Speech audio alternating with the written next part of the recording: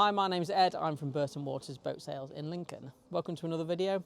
Today we're having a look at this Sealine S43. So she's a 2003 boat with twin Volvo TAMD 75 480 horsepower diesel engines. Sort of is your sort of usual thing. We'll have a look around the cockpit and interior of this boat and just get your opinion and see what you think. So we'll start as we always do inside the cockpit area of this boat. So the main thing you sort of notice when coming on board is all the upholstery's been changed. So it's got this grey fabric on it, silver text upholstery, so it's got a nice feel to it. These boats are sort of getting to the age now where you'd sort of have vinyl on board really, or they were sort of made with sort of traditional marine vinyl, which is normally white, and often it hasn't always been replaced because it's quite an expensive option to do that. But all this has been replenished. So this has been finished in grey silver text, like I said. It's got blue piping and it's got some of the diamond stitching as well, which is a nice finish, and it just sets off the boat nicely. It gives it a sort of a contrast between sort of what would normally have just been white. You've got the Teak cockpit as well, so this has got Teak cockpit throughout, and then you've got a Teak bathing platform as well. So when we go to have a look at the exterior of the boat, we'll have a quick look at that as well. Obviously, with it being an S43, you've got the hardtop here. So this does give you a lot of protection from the elements really. So you've got electric hardtop here, which isn't fully enclosed. So even though you've got this big hardtop here, you can open it up so it doesn't feel completely enclosed. So when you're moving along, it's nice and open for you. It's not to say you haven't got canopies as well. So this does have canopy sides. We've just taken out and done photos as we do with all our sort of stock listings and brokerage listings. So we've taken the canopies off. We just take the opportunity to do a video really. So the canopies are relatively new as well. Again, it's very much like the upholstery situation. They're not always changed. So again, they're at a certain age where you sort of need to replace it. This is a 2003 boat. So any boat of that vintage is going to have sort of get into the realms of needing new canopies or needing new upholstery, which this has had both. So you have got the canopy screen which goes all the way across the front, cockpit surrounds, which you see we're just taking the sides off. So you've got the framework in place, so it doesn't take too long to put the canopies back on. Fred just turns around a little bit. We'll show you this is the after part of this cockpit while we're here. So underneath that section there, you've got a gas burner hob, just some storage in this area as well, sort of drinks holders. Then over to the starboard side, another wet bar, and in here is a fridge with a lonely beer. But predominantly that's probably for a drinks fridge because everyone's sort of sat in this area, sort of socialising. Moving forward, let's look at the helm position. So you've got a double helm seat, bolster up slightly so you can lean on them. So you can stand, lean against the bolster. If you want to stand up, you can look over the windscreen and you get a good views throughout. You can also get good views to the aft corner when you're reversing in.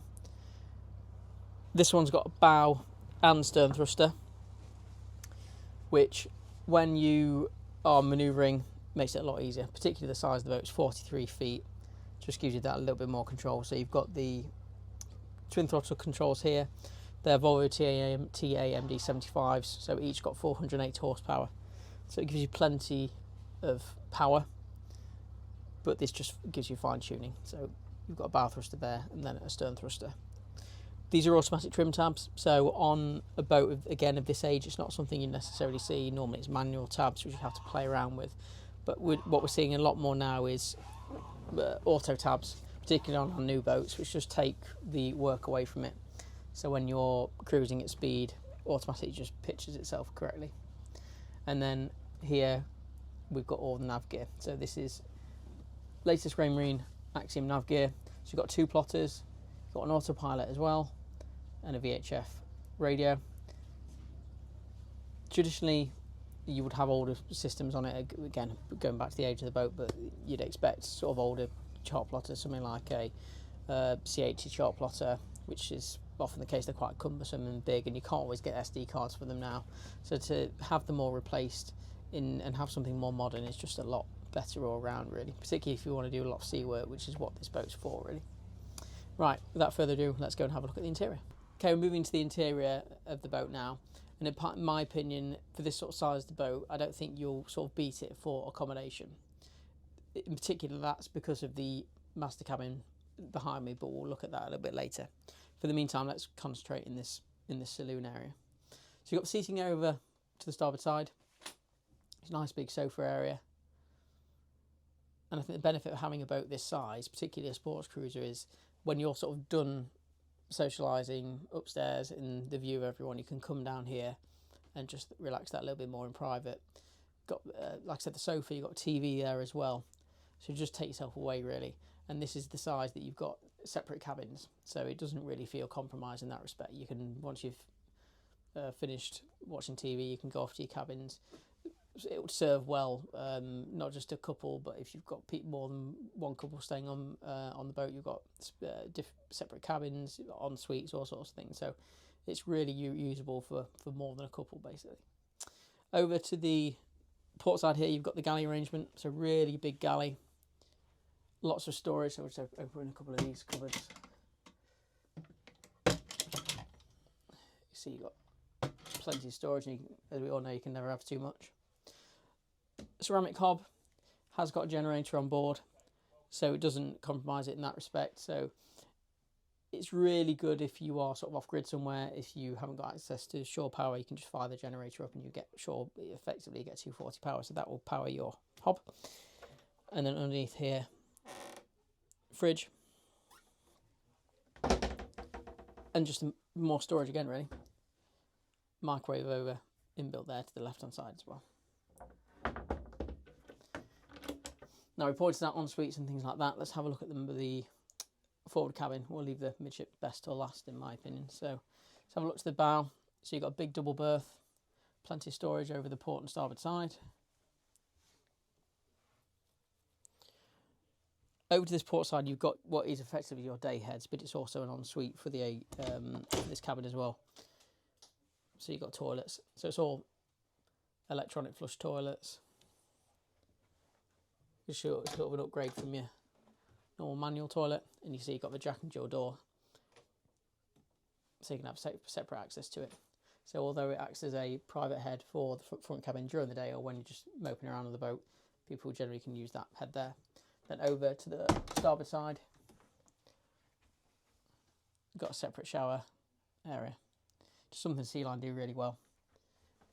You don't have to compromise by having a wet room or something like that when you have a shower in or your toilet gets wet, etc. Right, okay, let's have a look at the main event. So into the midship cabin we go.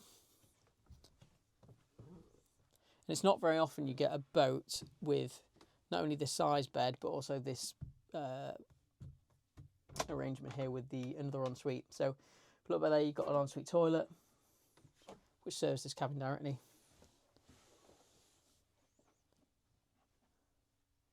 So you've got the room in there to do everything you like, use the toilet, use facilities, clean your teeth at night, whatever you want to do really. And then a nice big double bed for sleeping, vanity unit as well, and also some more storage. It's a really, really good usable area. Because it's a tall boat, it gives you the ability to put that ensuite in and have this sort of size double bed. Now, one of the reasons you've managed to get this much space in this midship cabin is the fact that your engines are still placed really far back towards the transom. Now, the S41, there's three variations of this boat, the S41, the S42 and the S43. So this obviously is an S43.